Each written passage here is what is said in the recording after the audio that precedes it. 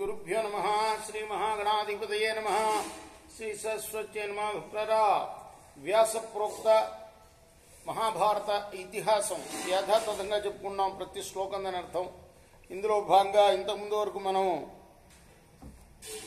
ఆదిసభారణ్య విరాట ఉద్యోగ భీష్మ ద్రోణ కర్ణ శల్య సౌప్తిక స్త్రీ పర్వాలనే 11 పర్వాలు పూర్తి చేసాం. 12వదైన శాంతి పర్వంలో కూడా 174వ అధ్యాయం వరకు చెప్పుకున్నాం.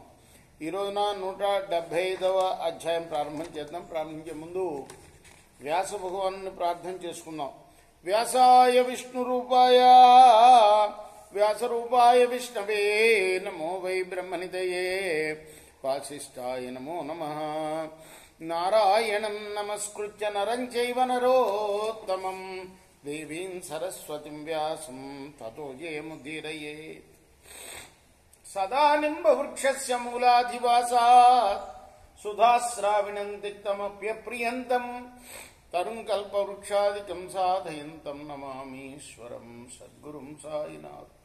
అంజనానందనం వీరం జానకీ శోకనాశనం కపీశమక్షం తారం వందే లంకా భయంకరం. యుధిష్ఠిర ఉవాచ అతిక్రామతి కాలేస్మిన్ సర్వభూతక్షయావహే కిం శ్రేయ ప్రతిపద్యేత తన్మే భూహి పితామహ. ధర్మరాజు అడుగుతున్నాడు భీష్మ పితామహుడిని, అయ్యా సర్వ ప్రాణుల్ని నశింపజేయగల కాలం గడిచిపోతూనే ఉంది. ఈ స్థితిలో మనిషి దేనితో శ్రేయస్సును పొందగలడు? భీష్మ ఉవాచ అత్రాప్యుదాహరతం అప్యాత్ ఉదాహరంతీమం. ఉదాహరణగా ఇతిహాసం పురాతనమైన ఇతిహాసం ఒకటి చెప్తాను నాయన నీకు. పితు పుత్రేణ సంవాదం తన్నిబోధ యుధిష్ఠిరాజి. పితు పుత్ర సంవాదం అని అంటారు దీన్ని. జాగరూకతోటి విను చెప్పేది. ద్విజాతే కస్యచిత్ పార్థ స్వాధ్యాయ నిరతస్య వై బభూవ పుత్రో మేధావి మేధావి నామ నామతః. స్వాధ్యాయ నిరతుడైన ఒక బ్రాహ్మణుడికి మేధావి అయిన ఒక కుమారుడు ఉండేవాడు. అంటే మంచి మేధస్సు గలవాడు. అతడు మేధావే కాదు, అతడి పేరు కూడా మేధావి. బభూవ పుత్రో మేధావి మేధావి నామ నామతః. సోబ్రవీత్ పితరం పుత్ర స్వాధ్యాయకరణే రతం మోక్ష ధర్మార్థ కుశల లోకతత్వ విచక్షణ. మోక్ష ధర్మ అర్థ అంటే ధర్మార్థ మోక్షాల విషయాల్లో మంచి కుశలుడు, లోకతత్వవేత్త అయిన కుమారుడు స్వాధ్యాయ తత్పరుడైన తండ్రితో అన్నాడు. పుత్ర ఉవాచ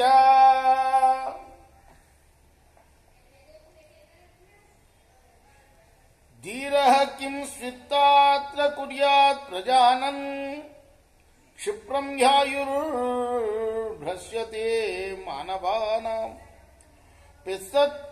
పితస్తదా చక్ష యదార్థయోగం మను మమానుపూర్వాయ్యవ ధర్మ ఏన ధర్మచరేయం. తండ్రి, మానవుల ఆయుష్ వేగంగా తరిగిపోతుంది. అది తెలిసిన జ్ఞానులు ఏం చేయాలి? నాకు ఆ యథార్థ విషయాన్ని యథాక్రమంగా ఉపదేశించండి. దాన్ని అనుసరించి నేను ధర్మాన్ని పాటిస్తాను అన్నాడు పుత్రుడు తండ్రితోటి. పితో ఉవాచ. అప్పుడు తండ్రి అంటున్నాడు, వేదానధీత్య బ్రహ్మచర్యేణ పుత్రానిచ్చేత పావనార్థం పితॄణాం అగ్నినాథాయ విధివచ్చేస్తయజ్ఞో వనం ప్రవిశ్యాధ మునిర్భుభేషేత్. వారా బ్రహ్మచర్యాన్ని పాటిస్తూ వేదాధ్యయనం చేయాలి.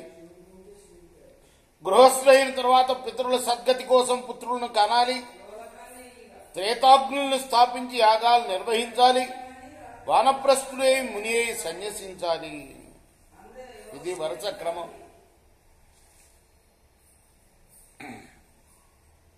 జ్ఞానులనేది వాళ్ళు ఏం చేయాలి? ఆయుష్ తరిగిపోతూ ఉంటుందని తెలుసు కదా. మరి జ్ఞానంలో ఏం చేయాలి అంటే వరుసగా జీవితంలో చేయాల్సిన పనులన్నీ చెప్తున్నాడు. బ్రహ్మచర్య సమయంలో నాయన బ్రాహ్మణుడు కదా ఇతను పుత్రుడు, బ్రహ్మచర్యాన్ని పాటిస్తూ వేదాధ్యయనం చేయాలి. ఆ తర్వాత పెళ్లి చేసుకొని పిల్లల్ని కనాలి. ఎందుకు కనాలి? పితరుల సద్గతి కోసం కనాలి పుత్రుల్ని. తర్వాత త్రైతాగ్నులను స్థాపించి రోజు నిత్యాగ్నిహోత్రం చేయాలి. పుత్ర ఉవాచ ఏవమభ్యాహతే లోకే సమంతాత్ పరివారితే అమోఘాసు పతంతీషు కింధీరైవ భాషసే. పుత్రుడన్నాడు, లోకం ఈ ప్రకారంగా నశించిపోతుంటే, జరావస్థాదులు చుట్టుముడుతూ ఉంటే, రేబవళ్ళు ఆయుష్ను మింగి గడిచిపోతుంటే ధీరుల్లాగా మాట్లాడతావేమిటి? ఇతో ఉవాచ కథమభ్యాహతో లోకః కేన వా పరివారితః అమోఘః కా పతంతిః కిన్ను భీషయసి నమః. లోకం ఎలా నశిస్తుంది? దీన్ని ఏది చుట్టుముడుతుంది? అమోఘాలై పతనమవుతున్నవి ఏవి? నన్ను భయపెడుతున్నట్లున్నవే. పుత్ర ఉవాచ మృత్యురాభ్యాహతో లోక జరయా పరివారతా హోరాత్ర పతంచేతే నన్ను కస్మాన్న బుజ్జసి. పుత్రుడు అన్నాడు, మృత్యువు లోకాన్ని నశింపజేస్తుంది, వార్ధక్యం చుట్టుముడుతుంది, అహోరాత్రాలు వచ్చి పడుతూ ఉంటాయి, నువ్వెందుకు గ్రహించడం లేదు? అమోఘారాత్రేశ్చాపి నిత్యమాయాంతి యాంతి దాహమే తజ్జానామి న మృత్యు తిష్టతీతిహ సోహం కథం ప్రతీక్షేసే జాలేనాపి తశ్చరన్. అఘోరమైన అమోఘాలైన ఈ రాత్రులు రోజు వస్తూ పోతూ ఉంటాయి, కానీ మృత్యువు క్షణకాలం కూడా ఆగదు. ఆ విషయం తెలిసి ఆ వల్ల చిక్కుకొని కూడా క్షణకాలమైనా నేను నిరీక్షిస్తూ ఎలా ఉండగలను? రాత్యాం వ్యతీతయాం ఆయురల్పతరం యదా గాధోదకే మచ్చైవా సుఖం విందేత కస్తద. ఒక్కొక్క రాత్రి గడిచిపోయే కొద్దీ ఆయుష్ తరిగిపోతుంటుంది. అది గ్రహించిన తర్వాత కూడా లోతులేని నీటిలో చేపలాగా ఎవడు సుఖాన్ని పొందగలడు? తథైవ వంజన్ దివసం ఇది విద్యా ద్విచక్షణ అనవాప్తేషు కామేషు మృత్యురభ్యేతి మానవం. ఓ రాత్రి గడిచిపోయేలోగా కొంచెమైనా మంచి పని చేయకపోతే పండితుడు ఆ రోజు వ్యర్థమైనట్లుగా భావించాలి. కోరికలు తీరకపోయినా మృత్యువు మానవుని సమీపిస్తూ ఉంటుంది. శశ్వానీవ విచిస్వంతం శశ్వానీవ విచిన్వంతం అన్యత్ర గత మానసం ఉరుకి ఓరణమాసాధ్య మృత్యురాదాయ గచ్చతి. ఏకాగ్ర మనస్సుతో గడ్డి పరికలు విదికి తింటున్న గొర్రెపోతును సమీపించి తోడేళ్లు లాక్కొని పోయినట్లుగా మృత్యు ప్రాణిని సమీపించి లాక్కొని పోతుంటుంది. అద్యైవ కురియే శ్రేయామాతాంకాలోచగాదయం అకృతేష్వేషు కర్యేషు మృత్యుర్వై సంప్రకర్షతి. కాబట్టి మంచి పనులను ఈరోజే పూర్తి చేయి. సమయం నీ చేయి దాటి పోరాదు. పనులు ముగియక ముందే మృత్యువు నిన్ను లాక్కోపోవచ్చు. స్వహ కార్యమధ్య కుర్వీత పూర్వాక్లేచాపరాక్లికం నహి ప్రతీక్షేతే మృత్యు కృతమస్య నవా కృతం. రేపటి పని ఇవాళే చేయాలి. మధ్యాహ్న పని చేయాల్సిన పని ఉదయమే చేసేయాలి. ప్రాణి చేయదలిచిన పని ముగిసిందా లేదా అని మృత్యువు ఆగదు. కోహి జానాతి కస్యాద్య మృత్యుకాలో భవిష్యతి. నేడెవరికి మృత్యుకాలం అవుతుందో ఎవరికేం తెలుస్తుంది? జగత్ప్రభు అయిన మృత్యువు తాను అపహరించుకునదలిచిన వాడికి ముందుగా కబురు చేయడు. మత్స్యకారుడు చేపను పట్టినట్టు మృత్యువు కూడా తెలియకుండానే కబళించేస్తుంది. యువైవ ధర్మశీలః స్యాత్ అనిత్యం ఖలు జీవితం కృతే ధర్మే భవేత్ కీర్తి ప్రేచ్ఛ వై సుఖం. యవనంలోనే ధర్మశీలుడు కావాలి. జీవితం అనిత్యం. ధర్మాన్ని పాటిస్తే ఇహపరలోకాల్లో కీర్తి దక్కుతుంది. మోహేని సమావిష్ట పుత్రతారార్థముజ్యత కృత్వా కార్యమకార్యం వా పుష్టిమేషాం ప్రయచ్చతి. మోహంలో పడి భార్య కోసం పిల్లల కోసం పనిచేస్తూ తగని పనులను కూడా ఆచరిస్తూ వారిని పెంచి పోషిస్తూ ఉంటాడు. తం పుత్ర పశు సంపన్నం వ్యాసక్త మనసం నరం సుప్తం వ్యాఘ్రో మృగమివ మృత్యుదాదాయ గచ్చతి. పశుపుత్ర సంపన్నుడై వాటిపై మనస్సు తగిలి ఉన్న మనుష్యుని నిద్రించే మృగాన్ని పులి కబళించినట్లు మృత్యువు కబళించుకొని పోతుంది. సంచిన్వానకమేనైవం కామానామ వితృప్తకం వ్యాఘ్ర పశుమినా పశుమివాదాయ మృత్యురాదాయ గచ్చతి.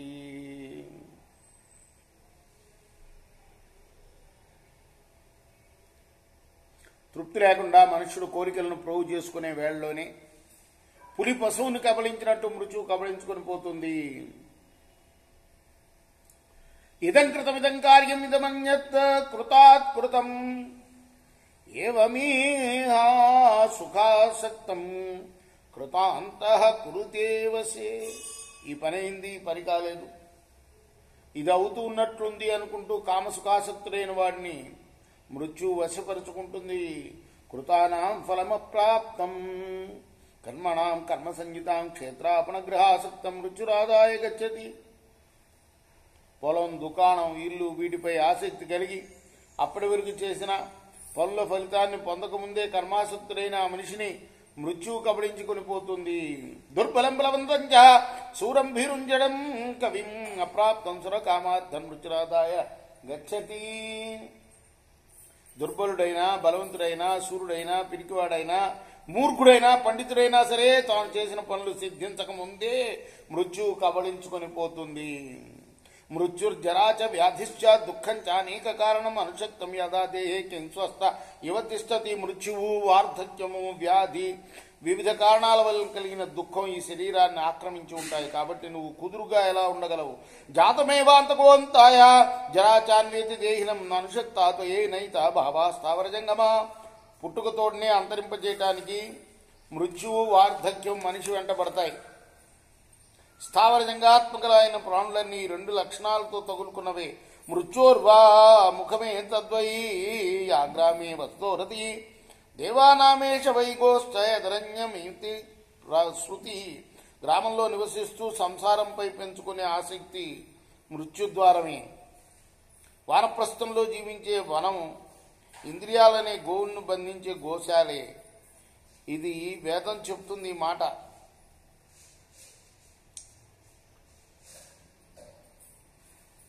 నిబంధనీ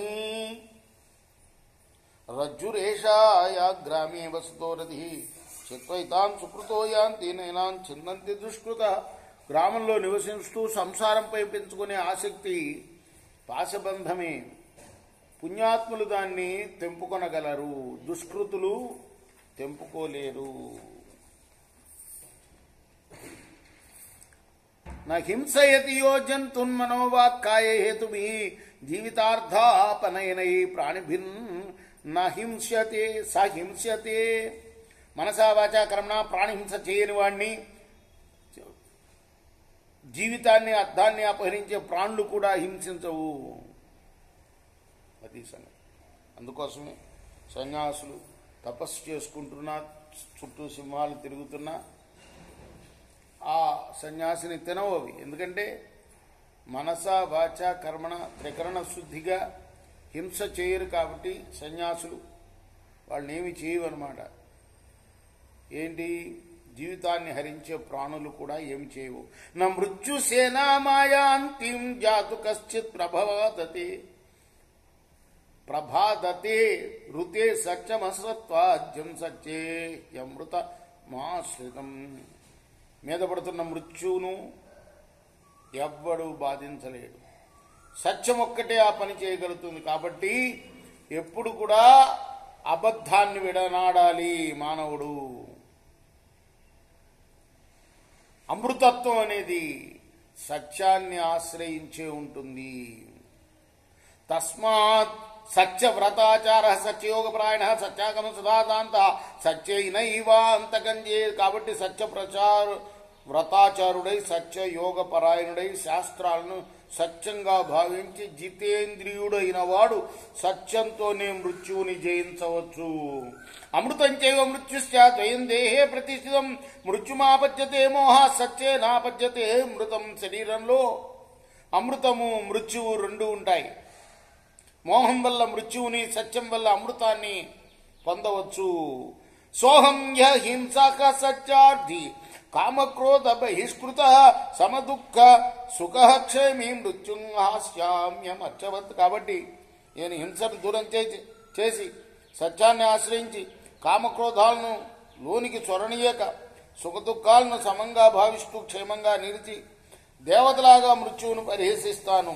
శాంతి యజ్ఞరతో దాంత బ్రహ్మయజ్ఞ స్థితో ముని వాంగ్మనః కర్మయజ్ఞశ్చ వహిష్యాం యుధగాయనే. నేను శాంతి యజ్ఞ తత్పరుడనై జితేంద్రియుడనై బ్రహ్మయజ్ఞమందు నిలిచి మునివృత్తిని స్వీకరిస్తాను. ఉత్తరాయణ మార్గాన పోదలిచి వాగ్యజ్ఞాన్ని, మనోయజ్ఞాన్ని, కర్మయజ్ఞాన్ని పాటిస్తాను.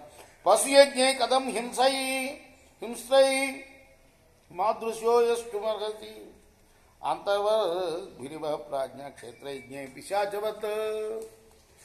నా వంటి ప్రాజ్ఞుడు నశ్వర ఫలదాయకాలై హింసా స్వరూపాలైన పశుయజ్ఞాలను, పిశాచాలు ఆచరించే క్షేత్రయజ్ఞాలను ఎలా ఆచరించగలడు? యస్య వాంగ్మనసి స్యాతం సమ్యక్ ప్రణీతే సదా తపస్యాగస్య సత్యం చ సవై సర్వమవాప్నుయాత్. వాక్కును, మనస్సును ఎప్పుడు చక్కగా ఏకాగ్రంగా నిలుపుకొని తపస్సును, త్యాగాన్ని, సత్యాన్ని ఆశ్రయించిన వాడు అన్నిటినీ పొందగలుగుతాడు. నాస్తి విద్యా సమం చక్షు నాస్తి సత్య సమంతభ నాస్తి రాగ సమం దుఃఖం నాస్తి త్యాగ సమం దుఃఖం. విద్యతో సమానమైన కన్ను లేదు, సత్యంతో సమానమైన తపస్సు లేదు, రాగంతో సమానమైన దుఃఖం లేదు, త్యాగంతో సమానమైన సుఖం లేదు. ఆత్మన్యేవాత్మనః జాతః ఆత్మనిష్టో ప్రజోపివ ఆత్మన్యేవ భవిష్యామి నమాం తారయితి ప్రజా. నేను పరమాత్మ ద్వారా పరమాత్మ ఎందే జనించిన వాడిని, పరమాత్మ ఎందే ఉన్నవాడిని, భవిష్యత్తులోనూ పరమాత్మ ఎందే ఉంటాను.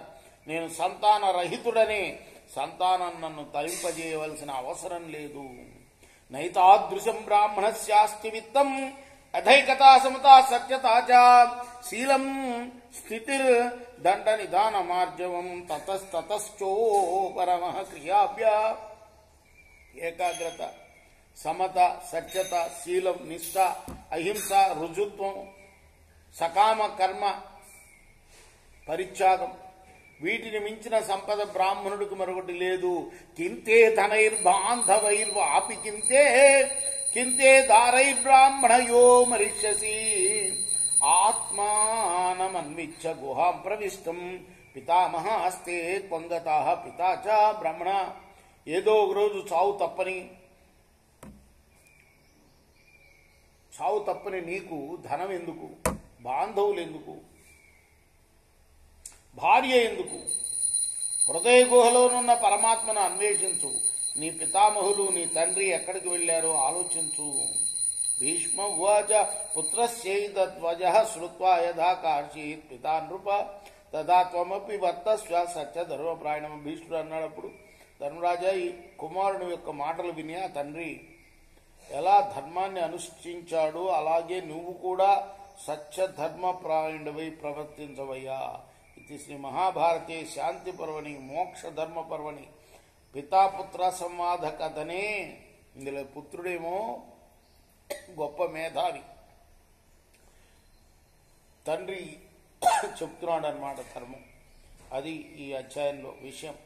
ఇది మహాభారతే శాంతి పర్వని మోక్ష ధర్మ పర్వని పితాపుత్ర సంవాద కథనే 575 ఇది వ్యాస మహర్షి రచించిన మహాభారత ఇతిహాసంలోని శాంతి పర్వంలోని 175వ అధ్యాయం.